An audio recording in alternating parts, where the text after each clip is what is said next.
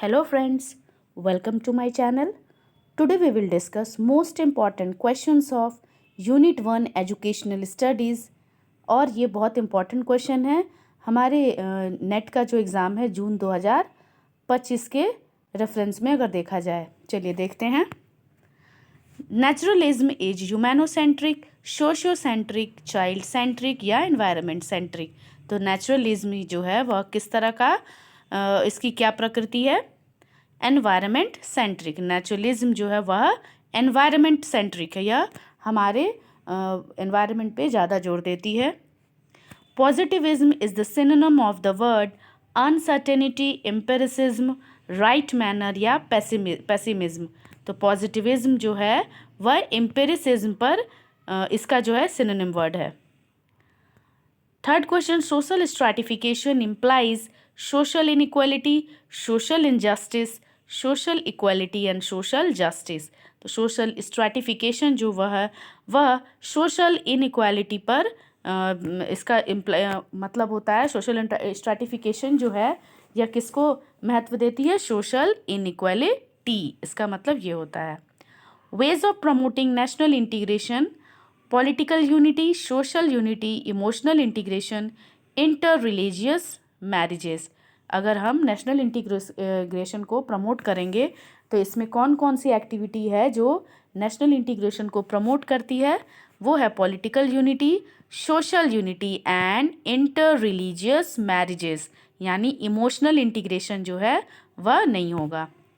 According to idealism, the reality consists of ideas only, spirit only, ideals only और both ideas and spirit। तो idealism जो है वह किस पे उसमें जो रियलिटी है वह किसको देखती है? Both ideas and स्पिरिटी।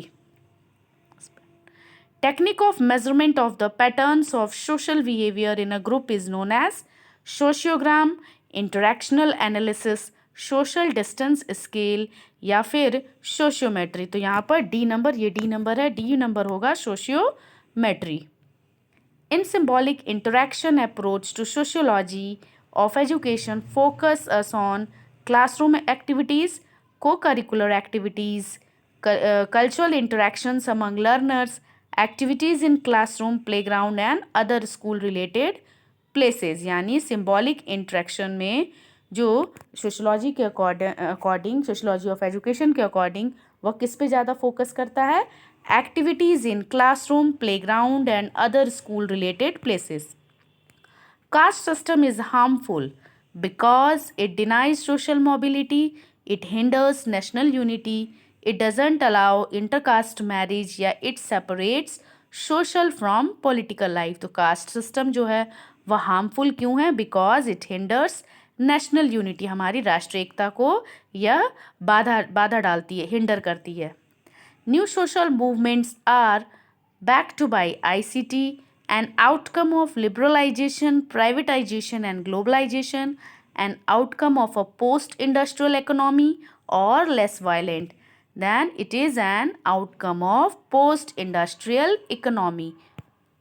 The Vedic and Buddhist system of education predominantly differ in the following respect: the evaluation system, discipline, the ultimate aim of education, the teacher-pupil relationship।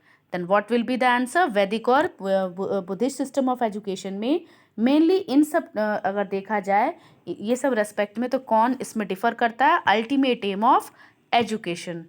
The social process which allows an objective comparison between the situation of the individual or group and to rest of the society is termed as, जो comparison इसमें होता है situation of एक individual या group के situation का जो comparison है वो बाकी रेस्ट सोसाइटी से अगर किया जाए तो इसको क्या कहते हैं? Relative deprivation.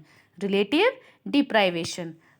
Which philosophy does not believe in any standard value in the world? That is pragmatism. Which component is not the epistemological source of Jainism? Comparison. Comparison जो है इसको एपिस्टेमोलॉजिकल सोर्स ऑफ जैनिज्म नहीं माना जाता है, इसमें perception, inference और testimony को माना गया है। All system of ideas are subject to verification by consequences is the core of the philosophy of existentialism, idealism, realism and pragmatism. What will be the answer? Consequences पे कौन सा philosophy जोड़ देता है? pragmatism. मैच द फॉलोइंग, पुद्गल, धर्म और अधर्म और आकाश. तो इसमें क्या आंसर होगा? हमारा जो है ए का 5 होगा. पुद्गल यानी मीडियम ऑफ मोशन, धर्मा यानी time, adharma medium of rest and akasha space. Arrange the following in order according to the 8 limbs of yoga. Niyama, asana, dhyana, pranayama, pratyahara. तो what will be the answer? पहले यहाँ पर क्या आएगा?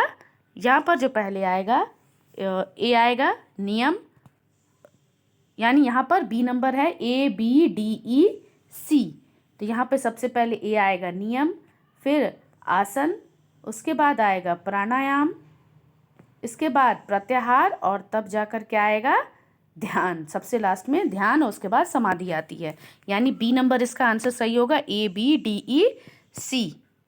The concept of caring rooted in receptivity, relatedness and responsiveness is a basic approach to ethics. Who said it? तो किसने ये कहा था? केयरिंग के बारे में कौन बात किया था? नोडिंग ने बात की थी. Select the order of पुरुषार्थs. तो what will be the order? धर्म, अर्थ, काम, मोक्ष. ये इसका ऑर्डर होगा. इसी सीक्वेंस में आपको लगाना है. Match list 1 with list 2.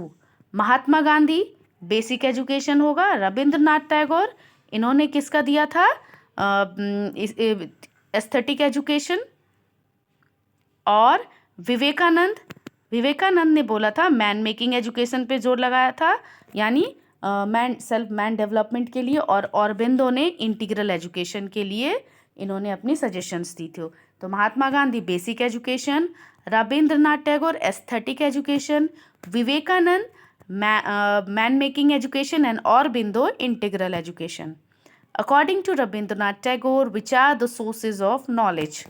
तो रविंद्रनाथ टैगोर के अनुसार जो नॉलेज के सोर्सेज हैं वो कौन कौन से हैं?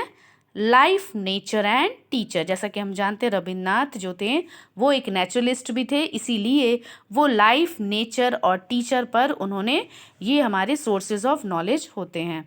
चलिए और नेक्स्ट वीडियो में हम इस नेक्स्ट और भी इम्पॉर्टेंट क्वेश्चंस जो हमारे जून 2025 में आ सकते हैं यूजीसी नेट के पेपर में, तो आप लोग इसी तरह से तैयारी करते रहिए. And I will bring some important questions which will be helpful for you.